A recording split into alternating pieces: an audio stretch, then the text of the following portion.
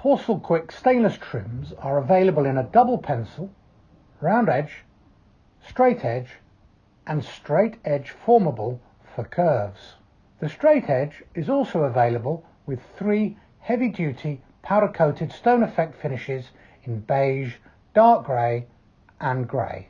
2cm external porcelain is a fantastic, versatile and hard-wearing external surface, but their exposed edges are not aesthetically pleasing. Some porcelain have different coloured bodies to their surface. Some have banded colours on their edge. An unfinished edge can also be very sharp, which is both dangerous and has the potential to chip.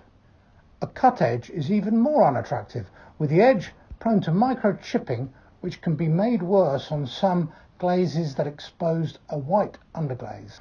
PorcelQuick stainless trims overcome these problems by providing a neat and attractive edge that is easily applied.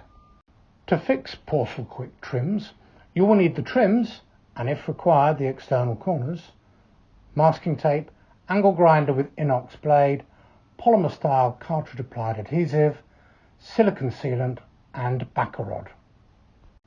Use the inox blade to cut the trim, but make sure you regularly cool the trim to avoid the surface burning. If using the double pencil or round edge trims, you will need to backfill the void with tiling adhesive. Mark the position of the trims and apply the polymer cartridge adhesive. Bed the trims into the adhesive and allow to set. Apply a second bead of the cartridge adhesive on top of the trim. Using a thick bed tiling trowel, apply a bed of tiling adhesive to the step and back butter the tile to ensure the tile is solidly bedded with no voids between the tile and the surface. Apply the tiles leaving a joint of about 4 mm between the trim and the tile edge.